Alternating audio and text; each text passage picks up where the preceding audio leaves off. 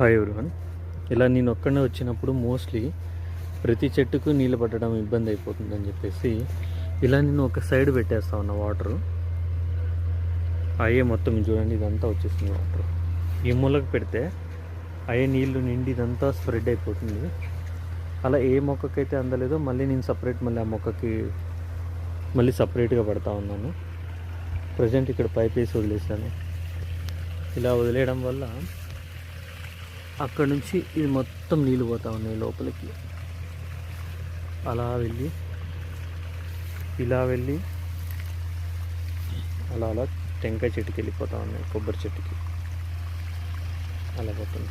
కాకపోతే ఈ నిమ్మకాయలు చూడండి ఫుల్గా ఉన్నాయి. గజ నిమ్మ, సూది నిమ్మ, ఏదో ఒక్కొక్క ఏరియాలో ఒక్కోలా పిలుస్తారు. ఫుల్గా ఉన్నాయి. మొన్ననే ఒక 20 వరకు కోసుకెళ్ళాము. ఈ మళ్ళీ వచ్చింది నిమ్మకాయలు. బాగా లావు సైజు, పెద్ద సైజు ఉన్నాయి నిమ్మకాయలు. లెమన్స్.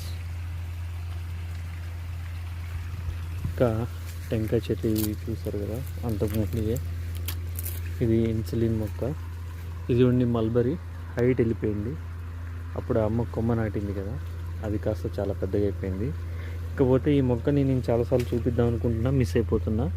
ఇది మొక్క పోయింది అనుకున్నాము, కానీ ఉంది. ఇది ఏదో కేసరి ఏదో అంటారు. ఇది హెయిర్ రిలేటెడ్ మొక్క. ఇది చాలా రేర్గా దొరుకుతుంది మనకి, నర్సరీలో కూడా తక్కువలో ఉంటాయి. ఇకపోతే అది మందారం చెట్టు. అప్పుడు మా అమ్మ చిన్న కొమ్మ గుచ్చింది. ఆ కొమ్మ ఇప్పుడు పెరిగి ఎంత పెద్దగా అయిందో. అదే కాకుండా ఇక్కడ చూపిస్తారండి, స్ట్రాబెర్రీ మొక్క మొత్తం గడ్డి అల్లుకుపోయినట్టు అల్లుకుపోయింది.